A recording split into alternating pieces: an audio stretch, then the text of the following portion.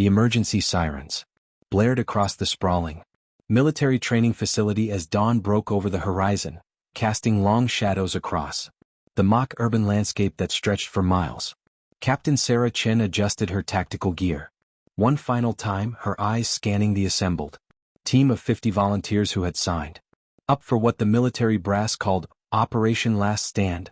the most comprehensive zombie invasion simulation ever conducted. The participants came from all walks of life, former soldiers seeking to test their mettle, survivalists eager to prove their theories, ordinary citizens who wanted to know if they could protect their families when the unthinkable happened, and even a few college students who thought it would make for an epic social media story. What none of them knew was that this wasn't just another training exercise, it was a carefully orchestrated test of humanity's survival instincts, designed by a coalition of military strategists, psychologists, and emergency response experts who had been studying crisis behavior for decades. The simulation arena was a masterpiece of modern technology, spanning 12 square miles of abandoned city blocks, complete with realistic buildings, underground tunnels, and even a functioning subway system.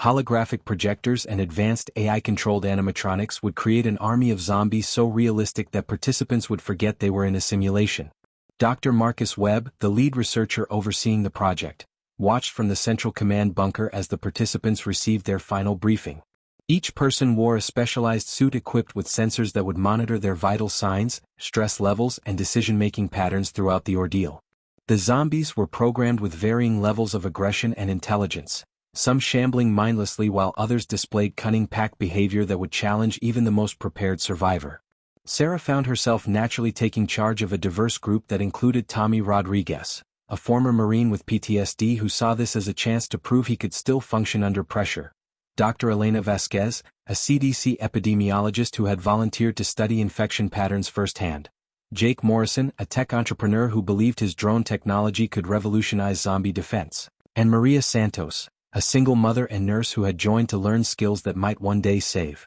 her children. The group dynamics were already forming as they moved through the abandoned shopping mall that served as their starting point, with some participants forming tight-knit alliances while others preferred to work alone, mirroring the social fractures that would inevitably occur during a real crisis. As the simulation commenced with a bone-chilling roar echoing through the facility's speaker system, the first wave of zombies emerged from hidden compartments throughout the arena. These weren't the slow, stumbling creatures of old movies. They were fast, aggressive, and programmed to hunt with terrifying efficiency. The participants quickly realized that their months of preparation and theoretical knowledge would be put to the ultimate test as they faced an enemy that felt no pain, showed no mercy, and never tired. The first casualties came within minutes as several overconfident participants were infected by zombie actors whose makeup and performance were so convincing that even the simulation's observers felt their hearts racing. Sarah's group moved strategically through the mall, using Elena's medical knowledge to identify potential safe zones and escape routes while Tommy's military experience guided their tactical movements.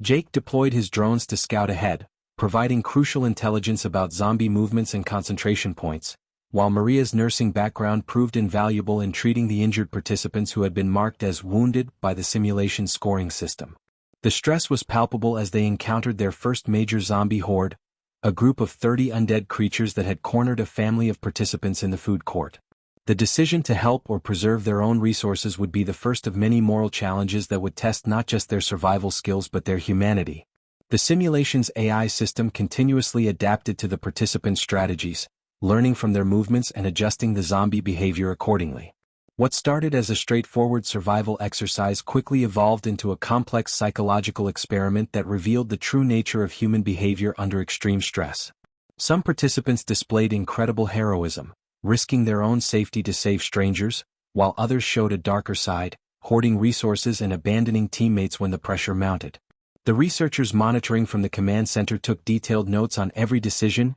every act of courage or cowardice, building a comprehensive database of human behavior that would inform future emergency response protocols. As the first day of the simulation drew to a close, the survivors realized that this was only the beginning. The zombies were getting smarter, more organized, and the safe zones were becoming increasingly scarce. The real test wasn't just surviving the undead, it was maintaining their humanity while facing impossible choices that would determine not just their own fate, but the fate of everyone counting on them to stand their ground.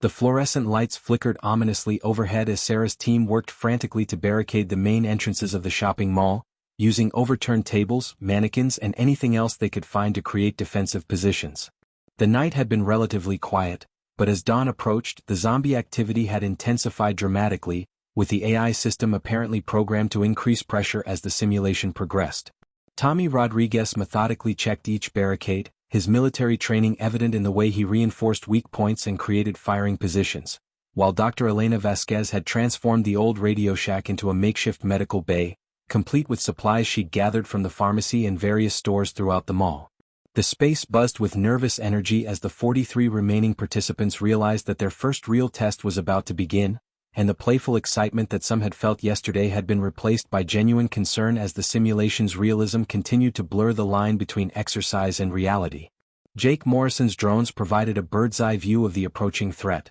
and what they revealed made everyone's blood run cold. Hundreds of zombies were converging on the mall from all directions, moving with a coordination that seemed impossible for mindless creatures. The AI system had clearly evolved overnight, studying the participants' defensive strategies and adapting accordingly, creating zombie behavior that was both more intelligent and more terrifying than anyone had anticipated. Some zombies moved in classic shambling patterns, drawing attention while others flanked around blind spots, and a few even displayed problem-solving abilities, working together to overcome obstacles that should have stopped individual creatures. Maria Santos helped coordinate the civilians, teaching them basic first aid and ensuring that families stayed together, her nursing background proving invaluable as she maintained calm among the increasingly frightened participants who were beginning to question whether they were truly safe in this simulation.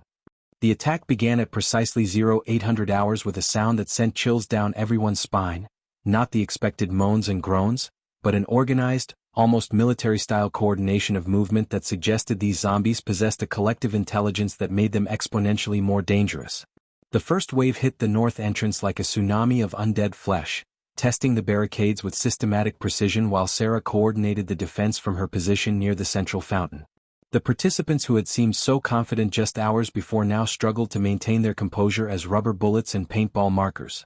the simulation's way of representing zombie attacks, began hitting their sensor suits, marking several people as infected, and forcing them to shamble among the zombie actors in a cruel twist that added psychological pressure to the physical challenge. The real test came when Jake's drones detected a group of child participants trapped in the toy store on the upper level, surrounded by a pack of zombies that had somehow infiltrated the mall's supposedly secure second floor. The children's terrified screams echoed through the facility as their parents among the survivors begged for a rescue mission, creating the first major moral dilemma of the simulation. Sarah knew that any rescue attempt would require splitting their forces and leaving the main group vulnerable, but the alternative, abandoning children to face the zombies alone, was unthinkable for most participants. Tommy volunteered to lead a strike team, his eyes reflecting a determination that spoke of personal demons being confronted, while Elena insisted on accompanying them to provide medical support for any casualties they might encounter. The rescue mission began with Jake's drones creating a distraction,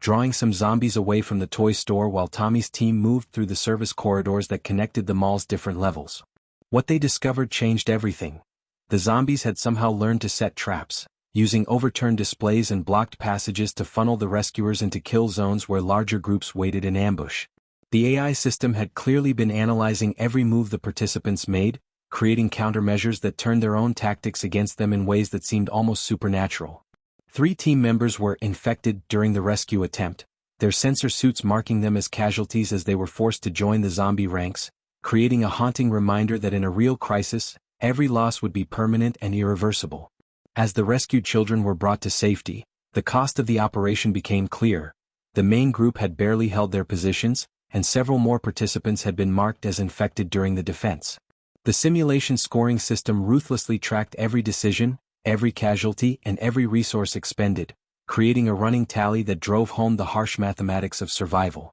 Sarah realized that the zombies weren't just getting smarter. They were learning to exploit human compassion and moral instincts, turning their greatest strengths into potentially fatal weaknesses. The participants who remained found themselves facing a terrible truth. In order to survive, they might have to make choices that would haunt them forever, and the simulation was designed to test not just their physical capabilities, but the very core of their humanity under the most extreme circumstances imaginable.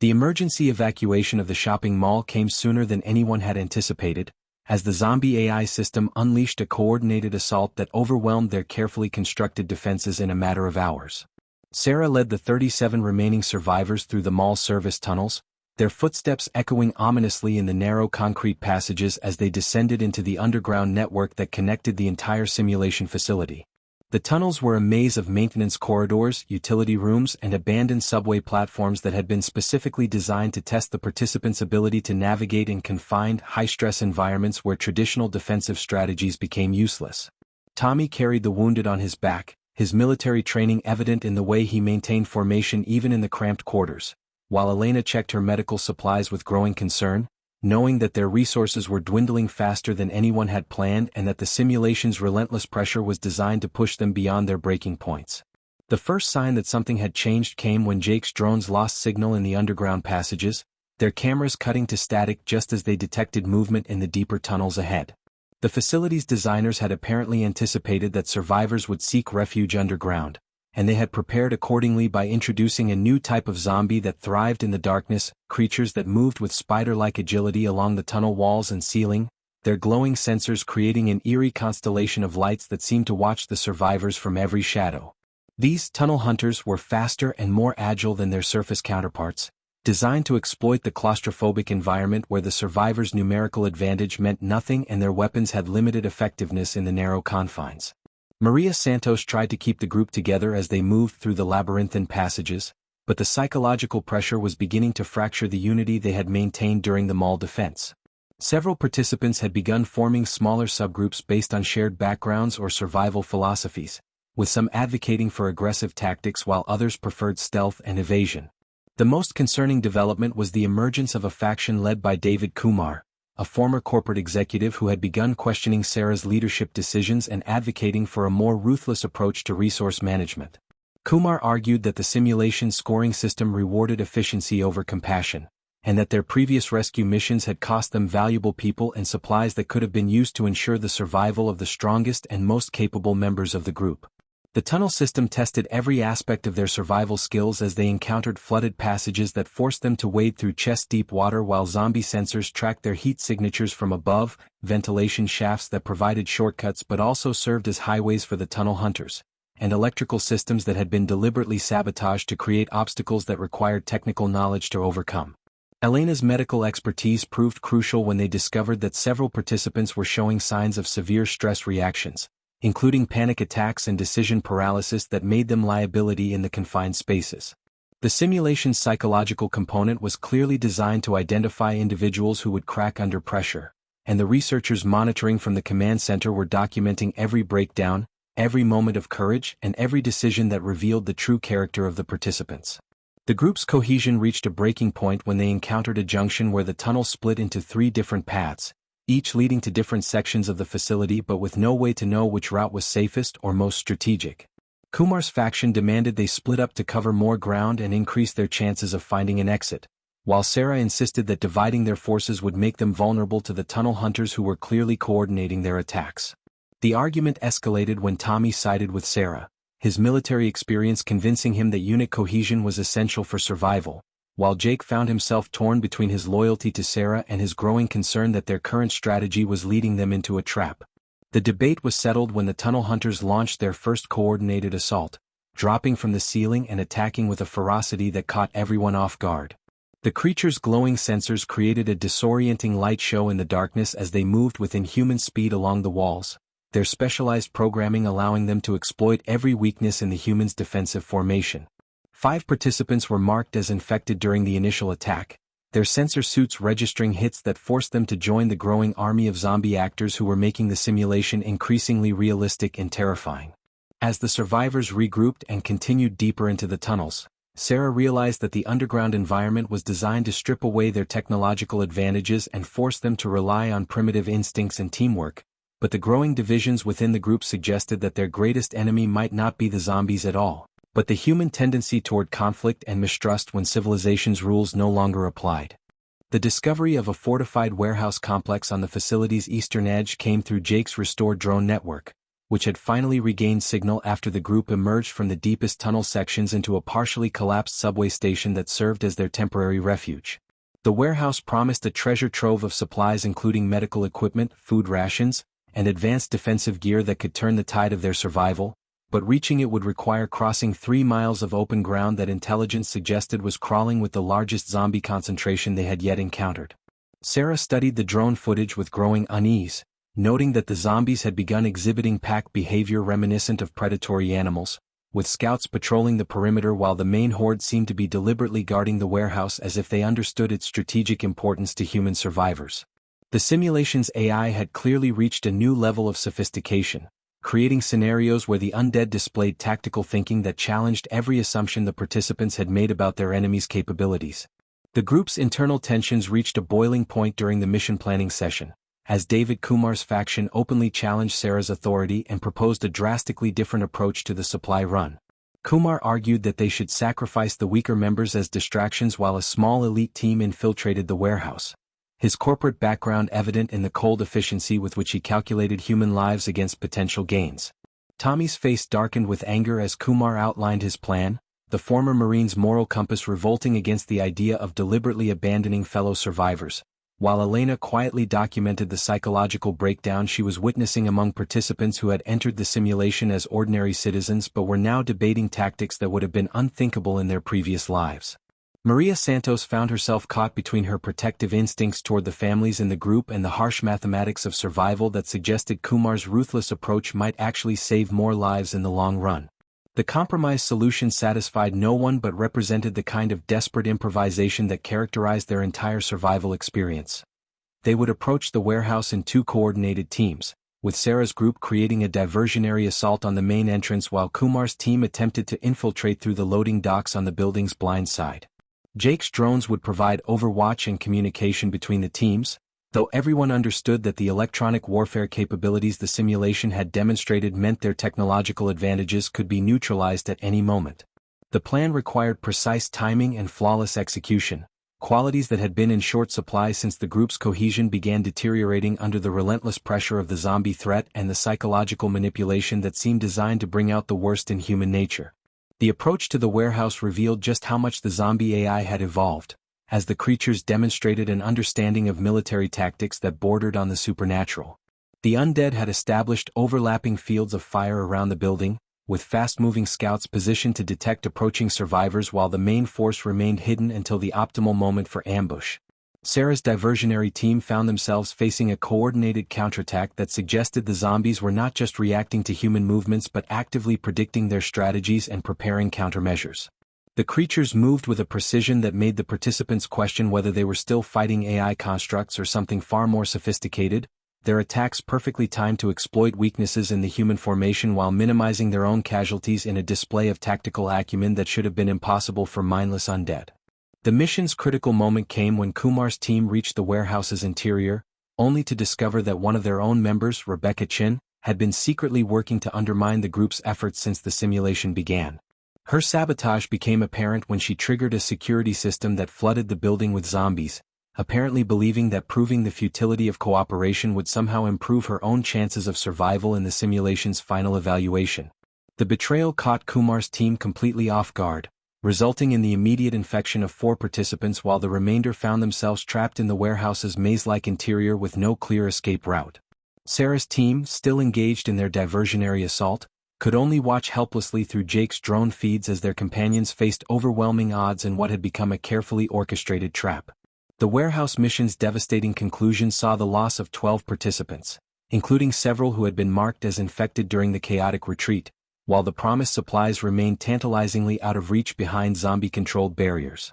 Rebecca's betrayal had not only cost them crucial resources but had also shattered the last vestiges of trust within the group, as survivors began questioning the motives and loyalty of every remaining member. As the 25 survivors regrouped in an abandoned office building several blocks away, Sarah realized that the simulation's true test was not their ability to fight zombies, but their capacity to maintain human bonds and moral principles when faced with impossible choices and the constant threat of betrayal from within their own ranks.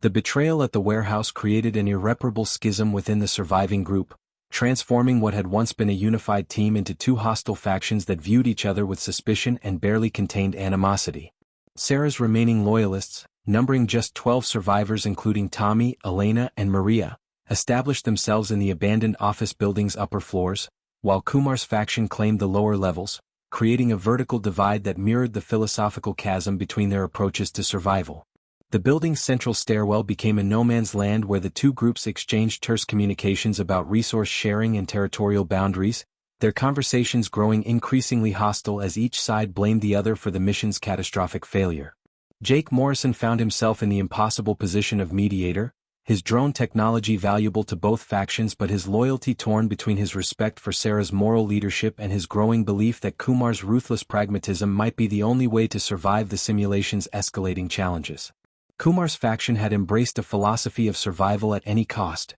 implementing strict hierarchies and resource rationing that prioritized the strongest and most capable members while viewing the injured and traumatized as expendable burdens. Their strategy focused on aggressive tactics and preemptive strikes against zombie concentrations, believing that offensive action would give them better control over their environment than the defensive postures that Sarah's group preferred. Rebecca Chin had been accepted into Kumar's faction despite her betrayal, her actions viewed as proof of the kind of ruthless decision-making that would be necessary for long-term survival, though several members quietly questioned whether someone who had betrayed one group could be trusted not to betray another. The faction's meeting space resembled a military command center, with detailed maps, supply inventories, and tactical plans that treated human casualties as acceptable losses in pursuit of strategic objectives. Sarah's group maintained their commitment to protecting the vulnerable members of their community, including several families with children and elderly participants who had been struggling to keep pace with the simulation's physical demands. Elena continued her medical work with limited supplies, treating both physical injuries and the psychological trauma that was affecting increasing numbers of participants as the simulation's pressure mounted. Tommy had become Sarah's unofficial second-in-command, his military experience invaluable in planning defensive strategies that could protect their entire group rather than just the strongest members. Maria worked tirelessly to maintain morale among the civilians, organizing watch schedules and resource distribution that ensured everyone had a voice in their survival decisions, though the constant stress was taking its toll on her own mental health as she struggled to balance her own family's needs with her commitment to the group's welfare. The zombie AI system seemed to recognize and exploit the division between the two factions, launching coordinated attacks that forced each group to choose between helping their former allies or protecting their own interests. The first major test came when Kumar's faction encountered a massive zombie horde while conducting a reconnaissance mission in the facility's industrial sector, their aggressive tactics backfiring spectacularly when they triggered a trap that surrounded them with hundreds of undead creatures. Sarah's group could hear the sounds of battle through the building's ventilation system and see the desperate drone footage that Jake shared with both factions.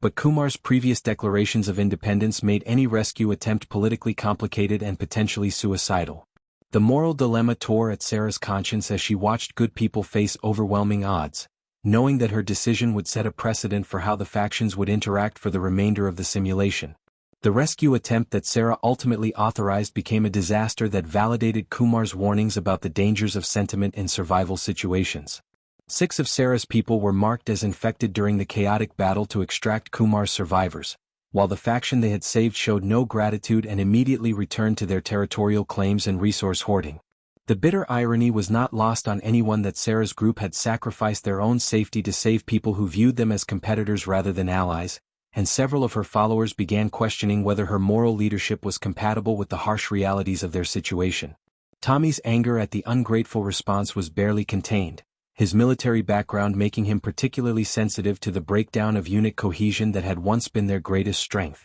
The aftermath of the failed rescue left both factions weaker and more vulnerable than they had been before the division, with zombie attacks becoming more frequent and more successful as the AI system learned to exploit their reduced numbers and compromised coordination. The simulation's monitoring systems recorded every moment of dysfunction, every breakdown in communication, and every instance where human nature's darker impulses overcame the cooperative instincts that had initially enabled their survival. As night fell over the facility and the sounds of approaching zombies echoed through the building's empty corridors, the remaining survivors began to realize that their greatest enemy was not the undead creatures stalking them, but the human tendency toward conflict and mistrust that threatened to destroy them from within long before the zombies could finish what the betrayal had started.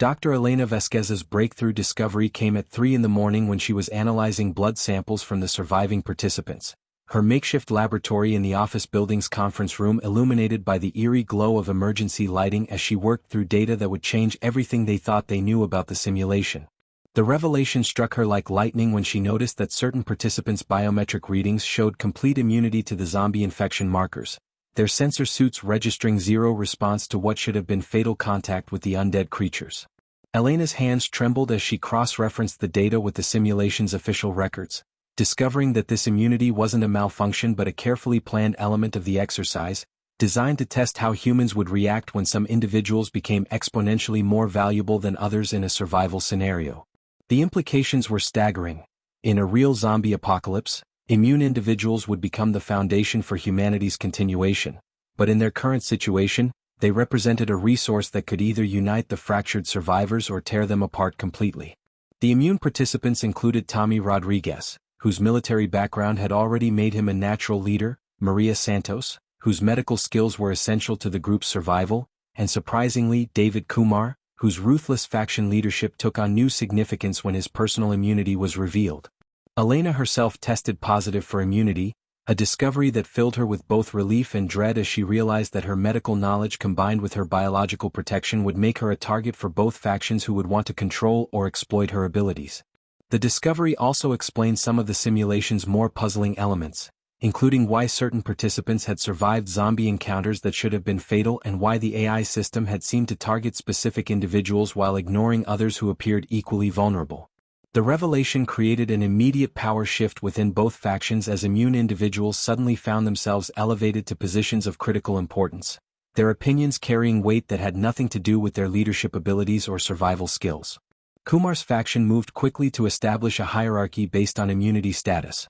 with immune members receiving preferential treatment in resource allocation while non-immune participants were relegated to support roles and high-risk assignments. Sarah's group struggled with the ethical implications of the discovery, debating whether immunity should grant special privileges or whether their commitment to protecting all members remained unchanged regardless of biological advantages. The moral complexity deepened when they realized that immune individuals could potentially walk among zombie hordes without fear, making them invaluable for reconnaissance and resource-gathering missions that would be suicidal for anyone else.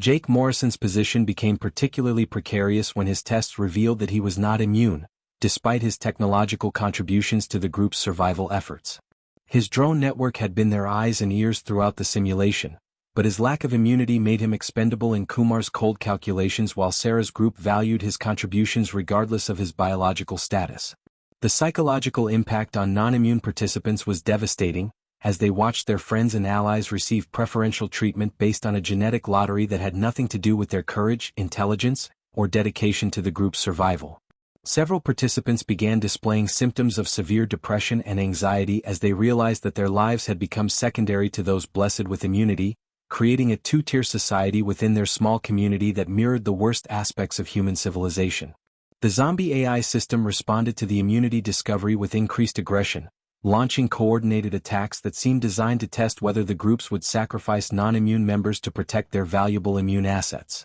The creatures began exhibiting new behaviors that suggested they could somehow detect immunity levels, focusing their attacks on vulnerable individuals while seeming to avoid immune participants until the very end of each encounter. Elena's analysis suggested that the simulation's designers had programmed the zombies to force participants into impossible choices about who deserved protection and who could be sacrificed for the greater good, turning the immunity discovery into a moral test that revealed the true character of each survivor under extreme pressure. The most disturbing revelation came when Elena realized that the immunity wasn't permanent but appeared to be tied to the simulation's progression, with some participants showing declining immunity levels as their stress and exhaustion mounted. This discovery suggested that the biological advantage could be lost if individuals failed to maintain their physical and mental health, creating a new layer of complexity as immune participants faced the possibility of losing their protected status if they couldn't adapt to the simulation's escalating challenges. As both factions absorbed this information and began planning their next moves,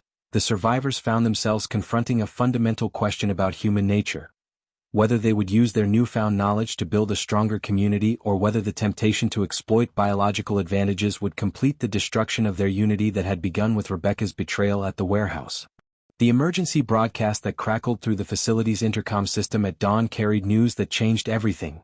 The simulation's extraction point had been activated, but it would only remain operational for 12 hours before the entire facility would be sealed and reset for the next group of participants. Sarah stared at the coordinates displayed on Jake's remaining functional drone, her heart sinking as she realized that reaching the extraction point would require crossing the most heavily infested section of the facility, where intelligence suggested the zombie AI had concentrated its most advanced and dangerous creatures for a final test of the survivors' capabilities. The announcement had been broadcast to both factions simultaneously, creating a race against time that would force them to choose between continuing their destructive division or finding a way to work together despite the betrayals, power struggles, and moral compromises that had nearly destroyed their community over the past week. The extraction point was located in the facility's central tower, a 40-story structure that had served as the command center for the simulation's designers and now represented their only hope of escape from what had become a nightmarish test of human endurance and moral flexibility.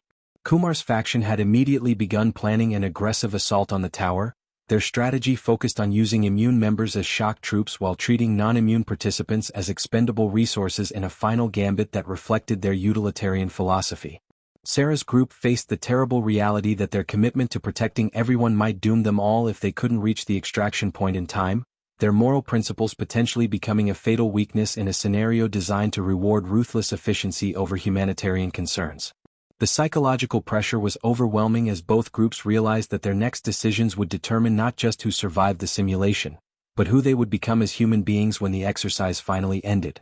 Jake Morrison's drone reconnaissance revealed that the tower was surrounded by a coordinated zombie army unlike anything they had encountered before, with creatures that displayed tactical sophistication suggesting the AI system had been learning from every human strategy and counter-strategy throughout the simulation. The undead forces had established overlapping fields of fire around the building's base, with fast-moving scouts patrolling the perimeter while heavy assault units waited in ambush positions that could devastate any approaching force. Tommy studied the tactical situation with growing despair, his military experience telling him that a successful assault would require the full strength of both factions working in perfect coordination, something that seemed impossible given the animosity and mistrust that had developed between the groups. Elena's medical analysis of the remaining participants painted an equally grim picture, with exhaustion, malnutrition, and psychological trauma affecting their combat effectiveness just when they needed to be at their peak performance. The breakthrough came when Maria Santos, driven by her determination to protect her children and the other families in Sarah's group,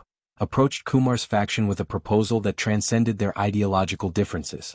Her plan involved using the immune participants from both groups as a coordinated infiltration team while the non-immune members created multiple diversions to draw zombie attention away from the tower's primary access points. The strategy required a level of trust and cooperation that seemed impossible after everything that had happened, but the approaching deadline forced both leaders to consider whether their pride and principles were worth sacrificing their only chance of survival. Sarah and Kumar met in the building's neutral stairwell for the first time since the division, their conversation tense but ultimately focused on the mathematical reality that neither faction had sufficient strength to succeed alone. The unified assault began at noon with a complexity that showcased everything the participants had learned about zombie behavior and tactical coordination during their week of survival. Jake's drones provided real-time intelligence while Tommy coordinated the military aspects of the operation, his leadership bridging the gap between the two factions as they moved toward their common goal.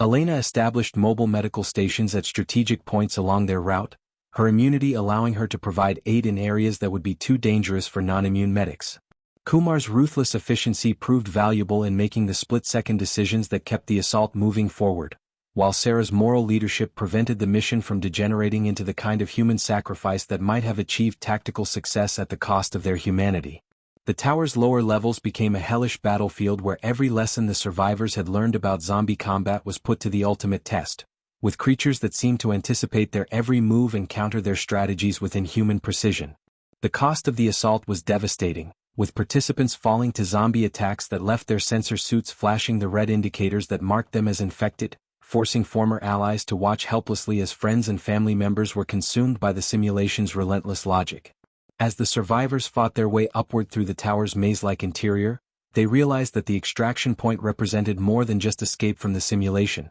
It was their final chance to prove that human cooperation and moral courage could triumph over the forces of division and despair that had nearly destroyed them from within. The extraction point on the tower's 40th floor resembled a futuristic command center, its walls lined with monitors displaying real-time data from the simulation while a single helicopter platform extended from the building's edge, offering salvation to whoever could reach it alive. Sarah led the 18 surviving participants into the chamber, their numbers reduced by the brutal tower assault but their unity stronger than it had been since the simulation began, forged in the crucible of shared sacrifice and mutual dependence that had transformed former enemies into brothers and sisters in arms. The massive blast doors sealed behind them with a finality that sent chills through the group, as they realized that this sterile, brightly lit room would be the site of their final stand against the zombie horde that the facility's AI system had been perfecting throughout their entire ordeal. Dr. Marcus Webb's voice echoed through the chamber's speakers, his tone carrying a mixture of professional admiration and genuine emotion as he addressed the survivors who had exceeded every expectation the research team had established for human performance under extreme stress. The revelation of the simulation's true purpose struck the survivors like a physical blow, as Webb explained that Operation Last Stand had never been merely a training exercise but a comprehensive study of human behavior during societal collapse, designed to identify the psychological and social factors that would determine humanity's survival during a real catastrophe. Every decision they had made, every moment of courage or cowardice, every act of betrayal or heroism had been recorded and analyzed by teams of researchers who were developing emergency response protocols for government agencies and military organizations around the world. The participants learned that their struggles with moral dilemmas, resource allocation, and leadership challenges were providing crucial data about how communities would function when civilization's normal structures broke down, and that their pain and loss had contributed to research that might save millions of lives in future crises. The final zombie assault began with a sound that had become terrifyingly familiar over the past week, the coordinated roar of hundreds of undead creatures moving with single-minded purpose toward their location. The extraction point's defenses were formidable but not impregnable, with reinforced barriers and automated defense systems that could hold off the zombie horde for a limited time while the survivors prepared for evacuation. Tommy coordinated the defensive positions with the precision of a seasoned commander, his military training finally finding its perfect application as he assigned fields of fire and established fallback positions that would allow the group to conduct a fighting withdrawal to the helicopter platform. Elena worked frantically to treat the wounded participants whose injuries had accumulated during the tower assault, her medical skills and immunity status making her invaluable during the final critical moments when every person's survival could tip the balance between success and catastrophe. The helicopter's arrival created a moment of bittersweet triumph as the survivors realized that their ordeal was finally ending, but the extraction process revealed the simulation's final and most cruel test. The aircraft could only accommodate 12 passengers, forcing the group to make one last impossible choice about who would be saved and who would be left behind. Kumar stepped forward without hesitation, his immunity and leadership skills making him an obvious choice for extraction, but his words stunned everyone when he announced that he would remain behind to help coordinate the final defense. Sarah felt tears streaming down her face as she realized that the man she had viewed as her greatest enemy had been transformed by their shared experience into someone willing to sacrifice himself for the greater good, proving that even the most pragmatic individuals could find redemption through service to others. The final moments of the simulation played out with a dramatic intensity that none of the participants would ever forget, as the zombie horde breached the extraction point's defenses and engaged the survivors in hand-to-hand combat while the helicopter lifted off with its precious cargo of immune individuals and essential personnel. The remaining survivors, including Sarah, Tommy, and Kumar, stood shoulder to shoulder as they faced the final zombie assault, their courage and unity serving as a testament to humanity's capacity for growth and cooperation even in the darkest circumstances.